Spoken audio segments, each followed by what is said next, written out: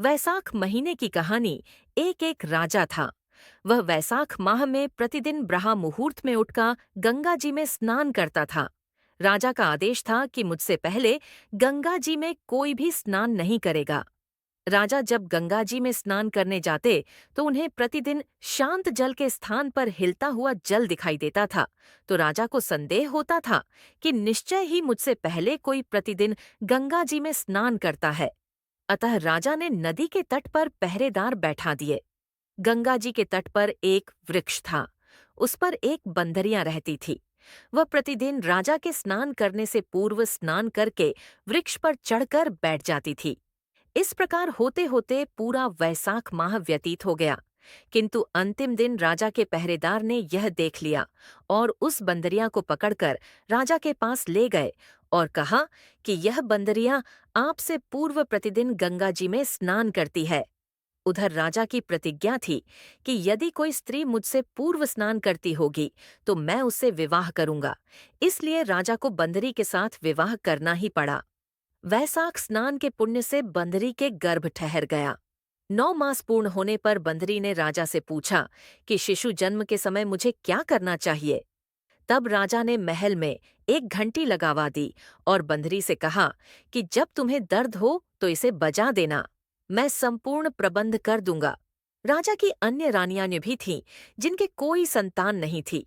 अतः बंदरी को गर्भ है यह समाचार जानकर अन्य रानियां मन ही मन उनसे ईर्ष्या करने लगी और भावी संतान का नाश करने हेतु विभिन्न योजनाएं बनाने लगी। घंटी लगी देखकर एक रानी ने बंदरी से इसका कारण पूछा। बंदरी ने संपूर्ण वृत्तांत बता दिया। रानी ने उसे बहकाया कि एक बार घंटी बजाकर तो देख कि राजा आते हैं या नहीं। बंदरी ने घंटी बजाई तो राजा दौड़े दौड़े महल में आए और घंटी बजाने का कारण पूछा। इस बंदरी ने उत्तर दिया कि मैंने तो रानियों के कहने पर घंटी बजाई थी। तब रानियों ने राजा उनका जाते से कहा कि यह तो पशु है, न जाने कितनी बार घंटी बजाएगी। इस प्रकार कहकर उन्होंने घंटी को हटवा दी। कुछ दिनों बाद बंदरी के शिशु जन्म का समय आया तो उसने अन्य रानियों से पूछा कि मैं क्या करूं। तब रानियों ने कहा कि तुम आंखों पर पट्टी बांधकर सो जाओ।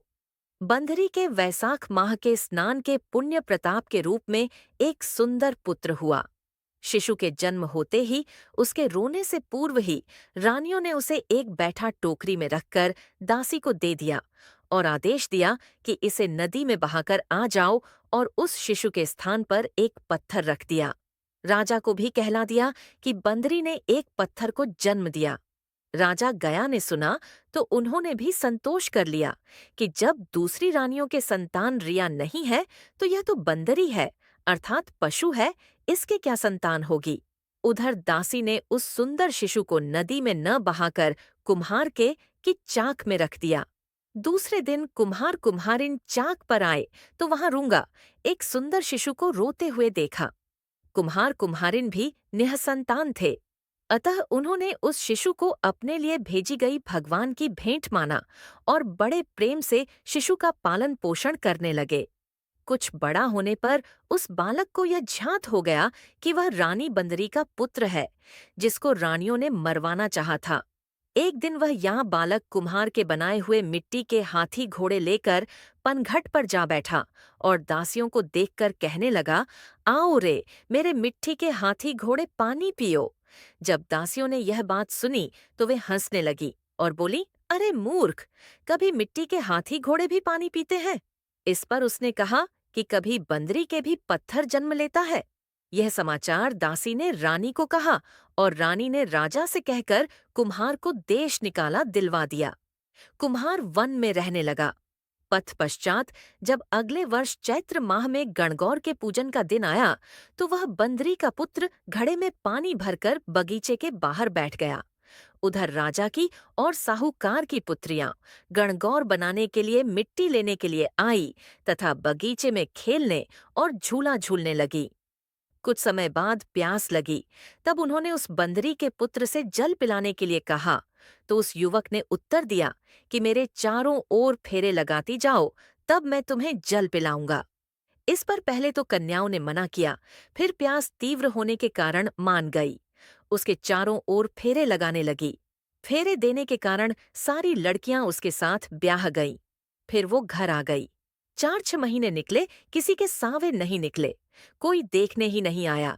सभी कहने लगे कि ऐसा क्यों हुआ कि कोई देखने नहीं आता और सावा नहीं निकलता। माँ बाप को चिंता हो रही थी। वहां एक बुढ़िया रहती थी। उनमें से एक लड़की की माँ ने उस बुढ़िया से कहा, जहां लड़कियां बातें करने इकट्ठी होती हैं, वहां जाकर बैठे। बुढ़िया वहां आई। लड़कियां बोलीं, मां जी, आप हमारी बातें सुनने आए हो क्या? बुढ़िया बोली, नहीं नहीं, तुम तुम्हारी बातें करो, मैं तो एक तरफ बैठी रहूंगी। लड़कियां आपस में बातें करने लगी। एक बोली, हम सब ने कुम्हार के बेटे के चारों ओर फेरे लिए है, तो हम सब उससे ब्याह गई है, इसलिए हमारा कोई सावा नहीं निकलता, न कोई देखने आता है। बुढ़िया से सुन लिया और लड़कियों की माताओं को बता दिया। उन लड़कियों के पिता कुम्हार के घर गए और बोले, हमारी लड़कियां तेरे बेटे के फेरे खा चुकी हैं, इसलिए उनकी शादी तेरे लड़के के साथ करनी पड़ेगी। कुम्हार बोला, मेरा बेटा इतनी पत्नियों को कैसे संभालेगा? लड़के से पूछा तो लड़का 41 बोला, फिक्र मत करो, मैं सब संभाल लूंगा। इन सब का ब्याह मेरे साथ करा दो। लड़कियों के पिता ने धन दहेज देकर सबको विदा किया। आगे चलकर हर पत्नी के एक एक पुत्र पैदा हुआ। एक दिन बंदरी के बेटे ने कहा, चलो राजा के यहाँ चलते हैं। सब पत्नियों को तैयार करके राजा को समाचार करवाए कि हम सब आपसे मिलने आ रहे हैं। सब जने राजमहल पहुंचे। कुम्हार के लड़के ने पहले ही सब पत्नियों को कह रखा था कि वहां एक बंदरिया बैठी मिलेगी, उसके सबको पैर लगना है। सबने कुम्हार के कहे अनुसार किया। दूसरी रानियों से बोली भी नहीं, पैर भी नहीं लगी। रानियों को क्रोध आया और कहने लगे, कुम्हार के बेटे की मस्खरी गई नहीं है। उसकी औरतें बंदरियां के पैर लगी और हमारे नहीं लगी। कुम्हार के बेटे को बुलाया और पूछा तो वो बोला, देखो राजा जी, मैं इस बानरी का बेटा हूँ। मेरे होते ही रानी के कहने से दासियों ने मुझे कुम्हार के चाक में छोड़ दिया। कुम्हार वहां मिट्टी जमाने गया तो उसे मैं मिला। वो मुझे घर ले आया। झूठ लगे तो पूछ लो। राजा को बात जच गई। राजा ने रानियों को देश निकाला दे दिया और उन सब को राजमहल में रख लिया। लड़कियां वैसाख नहाती थीं, इसलिए उनको बेटे पोते राजपाट मिला।